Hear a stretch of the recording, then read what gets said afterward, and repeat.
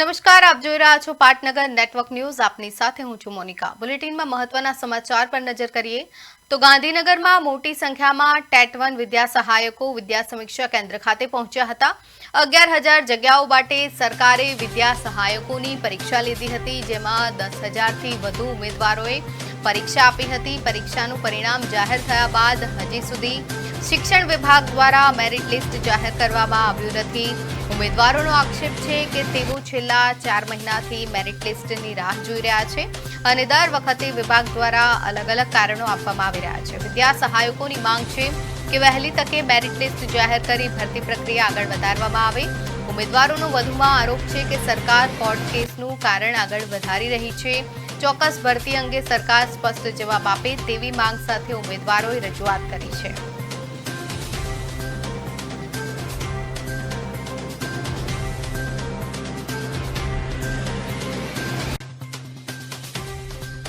મોટી સંખ્યા આપ જોઈ શકો છો અને આ માત્ર ને માત્ર મોટી સંખ્યા કંઈક અપેક્ષાઓ લઈને ભેગી થાય છે અને આજે એક એવી મોટી અપેક્ષાઓ સાથે બધા જોડાયેલા છે કે 4 મહિનાથી જે અટકેલું પીએમએલ છે કે 4 મહિનાથી જે દિવસ રાત જે એની રાહ જોઈ રહ્યા છે અને હજી સુધી પીએમએલ છે આવ્યું નથી.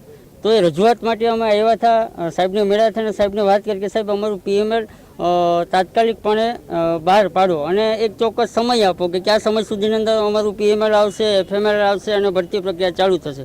હવે જવાબ કંઈક અમને એનાથી ઉલટો મેળવ્યો છે. સંતોષકારક જવાબ તો અમને આજ સુધી મેળવ્યો નથી ને આજે પણ મેળવ્યો નથી. હવે જે કોર્ટ કેસની મેટર છે, સાહેબનું એવું કહેવાનું કે કોર્ટ મેટર ચાલુ છે, એમાં 700 જણા છે, 700+ કે જેને પિટિશન કરી છે માર્ક સુધારાને કારણે, એના કારણે ઉપરથી કોર્ટ જે આદેશ આપે એ મુજબ ભરતી પ્રક્રિયા અથવા પીએમએલ છે એની પ્રોસેસ આગળ વધે છે. પણ હું આ મીડિયાના માધ્યમથી આટલું જાણ કરવા માગું છું, આ મીડિયાના માધ્યમથી આટલું કહેવા માગું છું કે 700+ જણા તમને દેખાય છે, 10,160 પાસ થયેલા ઉમેદવારો કેમ નથી દેખાતા?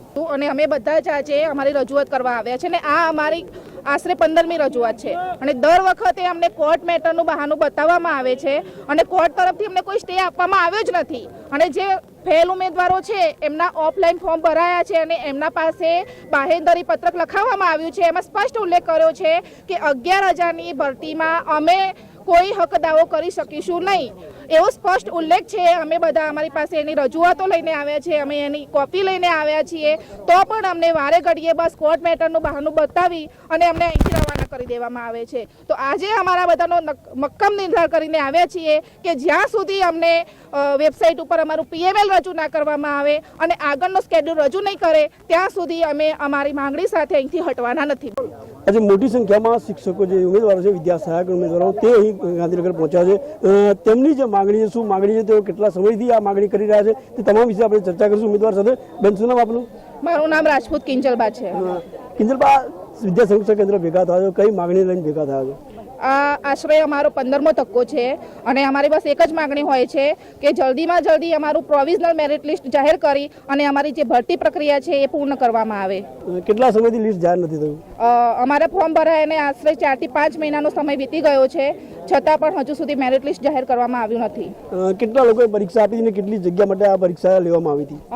પરીક્ષા તો આશરે 90,000+ ઉમેદવારોએ આપી હતી અને એમાં 10,800 જેટલા ઉમેદવારો પાસ છે અને એમાંથી 11,000ની ભરતી આપવામાં આવી છે અને એમાં ફોર્મ ભરાયા છે 10,159ની આસપાસ ફોર્મ ભરાયા છે.